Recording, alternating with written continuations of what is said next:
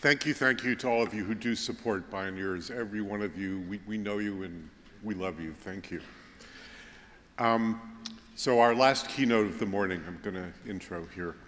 Here's a startling image to illustrate today's unequal income distribution. Suppose that every person in the economy walks by as if in a parade. Imagine the parade takes exactly an hour to pass, and the marchers are arranged in order of income, with the lowest incomes at the front and the highest at the back. Also imagine that the heights of the people in the parade are proportional to what they make. What you'd see mostly is a parade of dwarves with some unbelievable giants at the very end. In the final fleeting seconds, you'd need a telescope to see the heads of the financial titans poking through the clouds.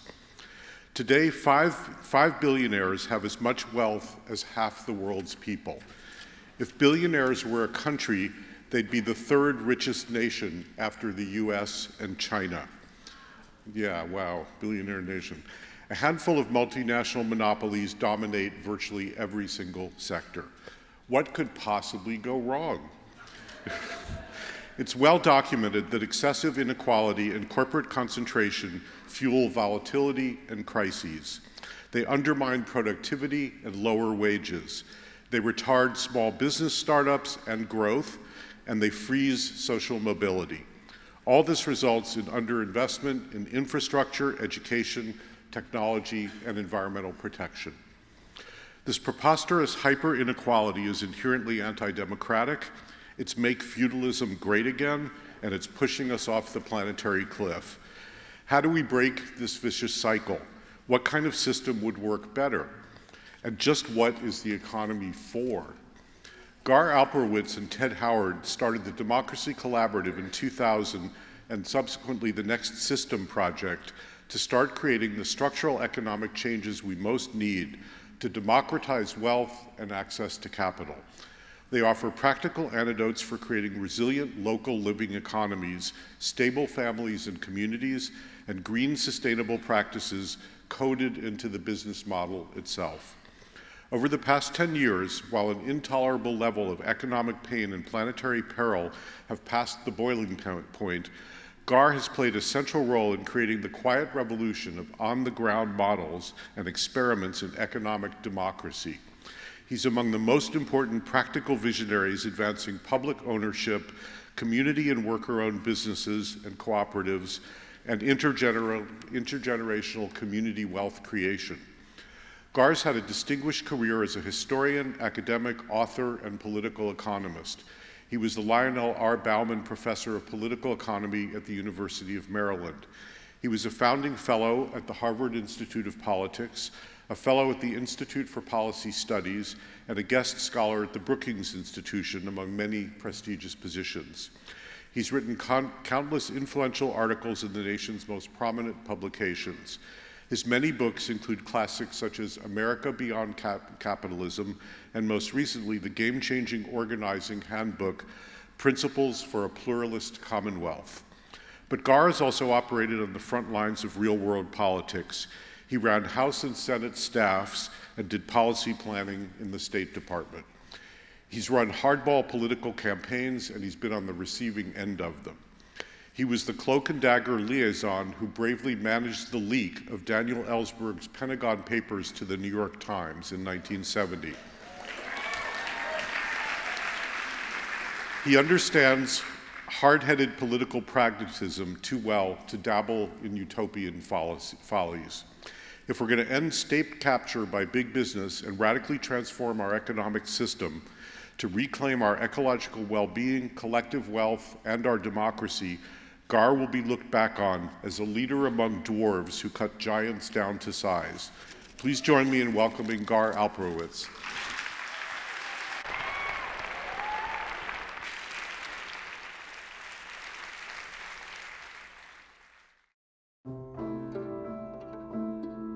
Societies, civilizations, in some sense, are like our bodies. If there's something systemically wrong, it's manifesting all over the place, in all our organs, and that seems to be what's going on in our world at the moment. The system is failing all around us. Our infrastructure is falling apart. Our jails are full and can't hold more people.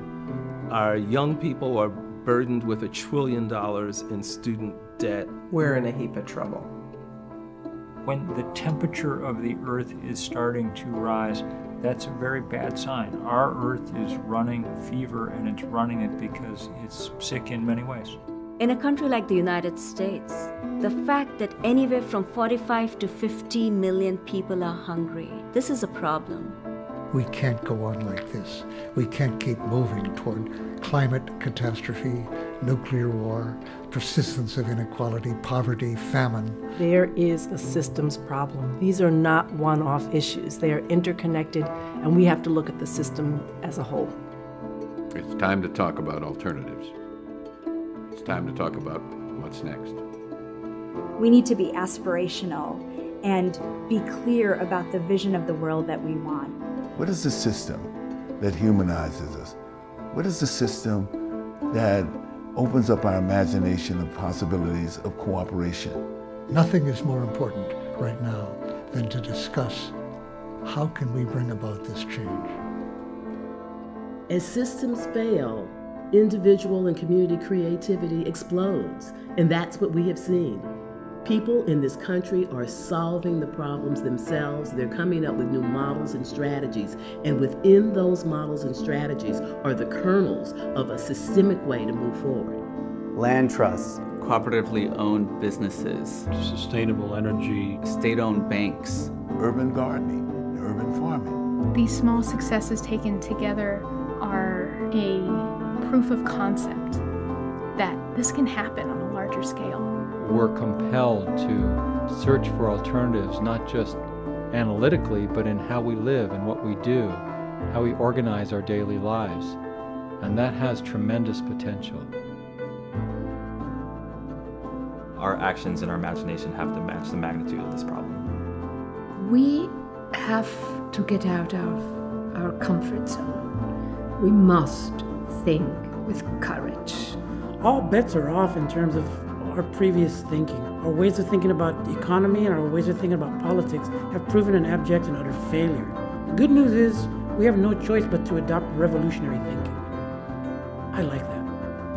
That's the exciting part about this moment. When there are no rules, then people have freedom to invent and to create new things.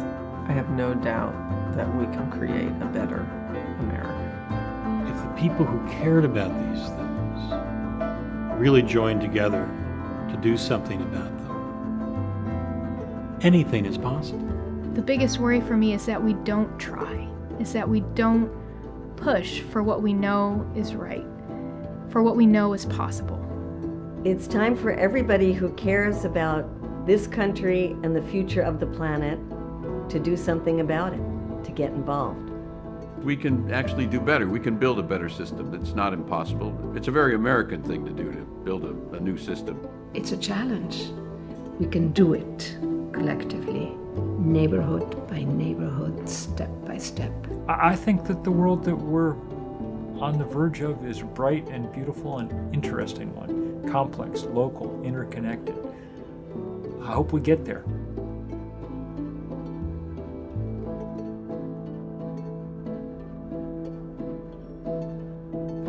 It's time to talk about what's next. Please come and sign our statement at thenextsystem.org.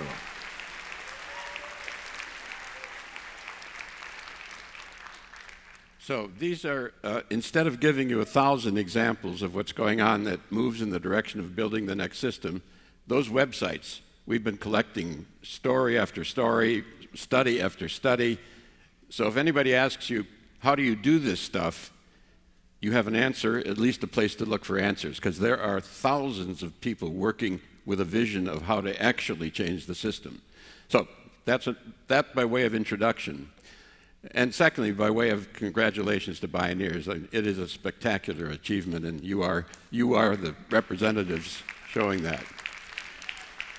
If there's one thing I'd like to do, is to take this abstract idea, the system, and I'm talking to the person sitting in your chair, and bring it down to instead of, oh, that's too complicated, that's too hard, bring it down to what is it I can do tomorrow to change the system, or more specifically, I'll put it carefully, to lay down an irreversible foundation for transformation. Let me say it again. The task in this period, in my view, is to lay down an irreversible foundation in projects, in organizing, in politics, etc., which cannot be reversed, that establishes the basis for a transformation. That's not saying tomorrow I will change the system. My heroes are the civil rights workers in Mississippi in the 1930s. We don't know many of their names. They laid the foundation for the 1960s. That is where I think we are, and to see ourselves in that role, I think is empowering, and we're seeing a lot going on. Let me start at one other end. Everybody knows we live in something called corporate capitalism. Now that means there's extreme concentration of wealth ownership. The top 400 people have more wealth than the bottom half the society. 400 people, more wealth than the bottom half. It's 150 million, 160 million people. There's extraordinary income inequality, ecological damage. We know all about this. But the systemic problem is how you organize an advanced system so that you can reverse these trends with the institutions moving with you rather than against you. Now, the dominant institutions, in the medieval times, it was the church, and the medieval lords had the land and they had the power. In the modern corporate system, the people who got the corporations have the money and the power and overwhelmingly influence politics. The temporary model that we were brought up with, and I worked in the Senate with Gaylord Nelson, the founder of Earth Day, in the 1960s, there still was a sort of countervailing balance to corporate power, particularly on environmental issues. Surprisingly, since people have different views of the labor movement was part of that. Gaylord Nelson, the founder of Earth Day, was a labor lawyer. He depended on having labor support in order to do environmental work. Labor unions in the United States, and this is the systemic design we lived with, have collapsed from 34% of the labor force. They are now down to 6% of the labor force. There is an overwhelming attack by the conservatives and by the corporate leaders to drive it further, and they are becoming a weak force in politics, which means that Gaylord Nelson, if he were alive today, probably couldn't be elected, and he probably couldn't do his environmental work. So that's one way of thinking about that systemic design, corporate domination of the main sectors, but countervailed and counterbalanced by another system. Other systems, just to oversimplify, the state socialist system kept all of the ownership in the state and all of the power concentrated at the top, and the ecological damage and many other damage to human rights, etc., in that design was overwhelmingly negative. And I do want you to think about design. Those are two. So the system problem, not only how do we get from here to there, about which more in a minute, what is the nature of the design that you would actually want to live in? Who would own things? Where would the power come from? Would it be an expansionary system? Corporations have to expand. They've got to keep reporting more profits, and that has environmental implications for big corporations. So what is the nature of the design? This is your problem, not just mine. This is our problem. What does it look like? What would it look like in the ideal? And then how do we get from here to there? And what kind of models can we experiment with? That's the nature of this program we call the Next System Project. At one level, for those of you who are interested, and we've given you the websites, we have a major debate going on amongst theorists and academics and activists on design of different systems. Part of it, there are anarchist visions, there are social democratic, there are liberal, there are corporate, there are state socialist, there are new inventions beginning with community. And if you go to that website, you can follow the different debates. Let me put it this way. If you're serious, you can follow the debates. If you want to change the system, you might actually figure out, I'm a great fan of the women's movement of the 1960s. You might actually call together 6 friends, get some pizza and something to drink, read some of this stuff and say, that might make sense, and we could start here tomorrow. In other words, get it out of the abstraction of the academics. There is a lot there that can be built on and worked on. The other way to start is with projects. Now, everybody necessarily begins with projects, but some of them have implications that are systemic in their design. And I want to talk to you about a few that are on the ground right now, because there's an extraordinary amount of exploration going on around the country. But systems are about what the institutions look like and how they're designed. So here's one that we've worked a lot on in Cleveland, Ohio. Some of you may know about the Evergreen Project. Now some of you do know about it. This is in a very poor neighborhood, 40,000 people, mostly black, average unemployment 20%, family income average 20,000. Very poor neighborhood. In the middle of that neighborhood is the Cleveland Clinic, Case Western Reserve University, and University Hospitals. All 3 of those institutions, Medicare, Medicaid, education money, have a lot of taxpayer dollars in them. They buy a lot of things just to exist, and they can't move.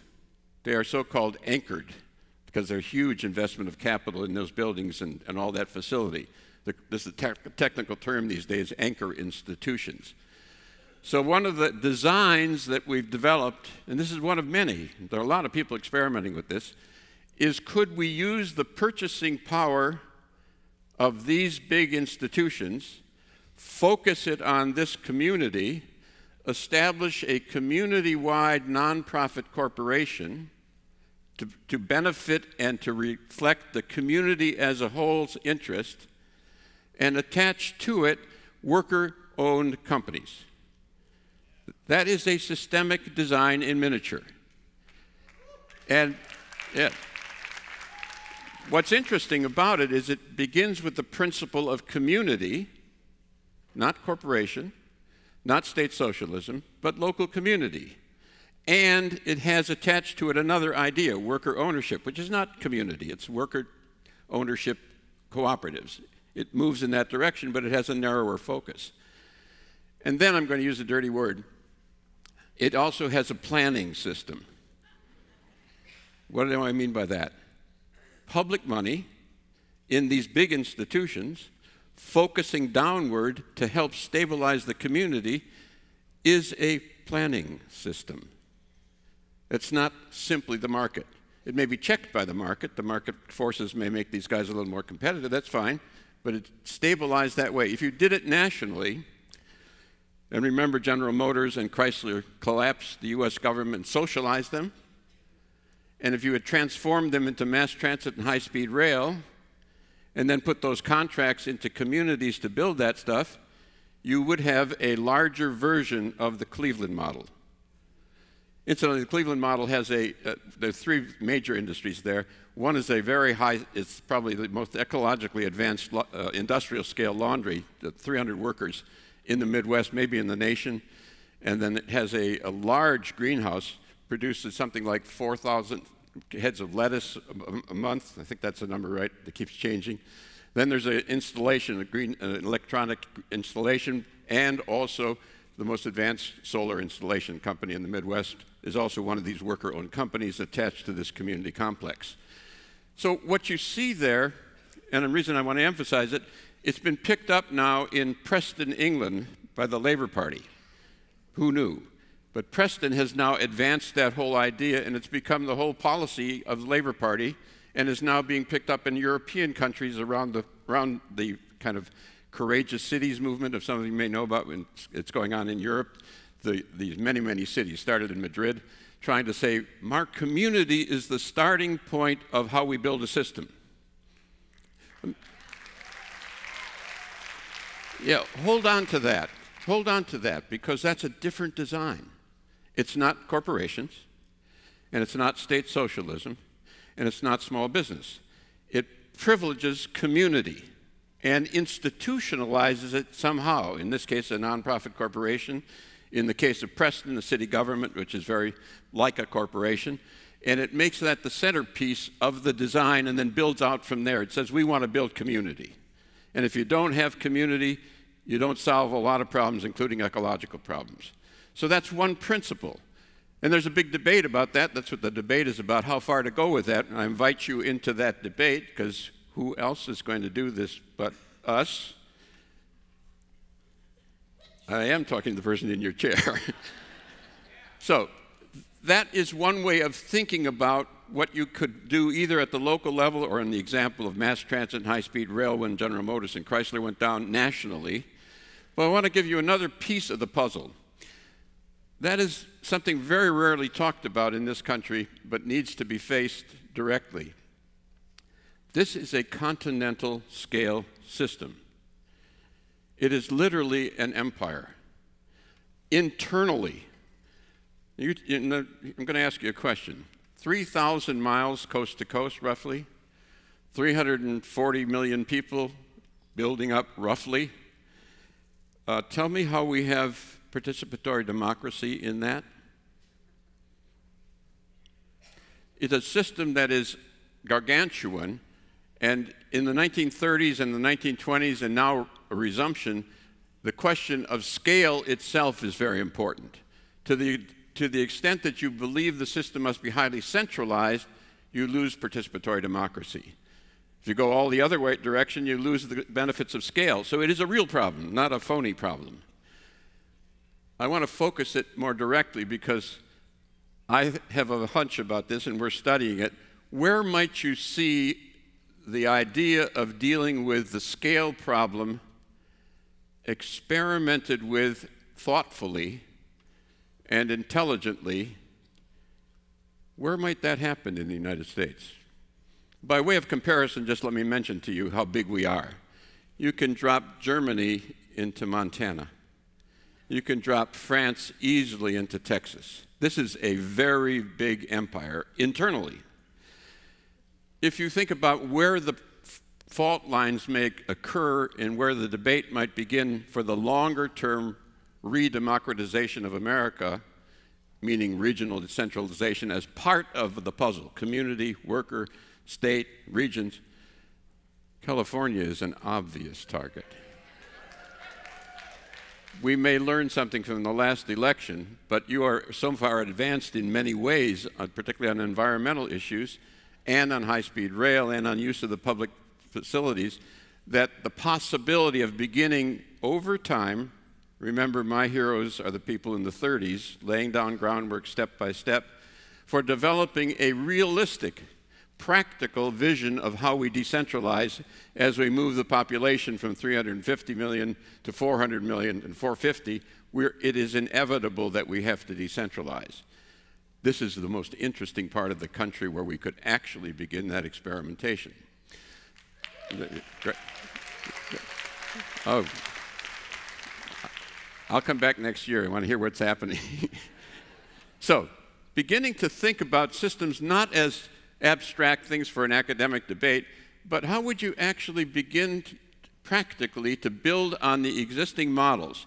So what we're finding also is the notion of public, as in who gets to own and control. How do we see that in more practical terms? One of the most interesting things that's happening around the country, and it's happening here in California in particularly, is the idea of building banks that are public banks. Yeah. We were going to have someone on the panel this afternoon. We're going to talk a great deal about the public bank movement, but it is spreading all over the country unexpectedly, that we have the notion that we could set up public banks, and draws on the Bank of North Dakota. Some of you probably know about that. North Dakota currently is one of the most conservative states in the country. It has the most radical banking system in the country, which derives from people 100 years ago who built it. And they kept it, the conservatives kept it because it's so good. The small businessmen, the farmers, the co-ops, everyone likes the Bank of North Dakota.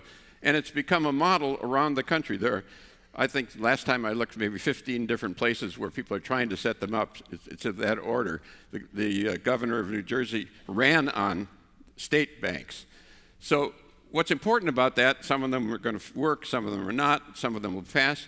But notice that somebody has figured out it's time to talk about institutional shifts, not just policy, and not just activism, but actually looking at one of the central institutions of the system, the banking system, and saying, why could this not be made much more responsive to the public by changing the ownership and control?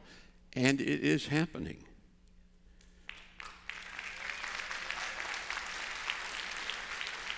Let me say a word about that. I wear a hat as a historian on Mondays and Wednesdays. I think people don't, and I'm talking again to the person in your chair, I don't think people believe, and Kenny opened the door on this big time in his opening talk, and he opened it again. I don't think people actually look in the mirror and say, I could actually participate in changing the system. That's a hard confront. Who, me? Who else? But I want to suggest that there are places, I've given you a couple of places where you can do two things.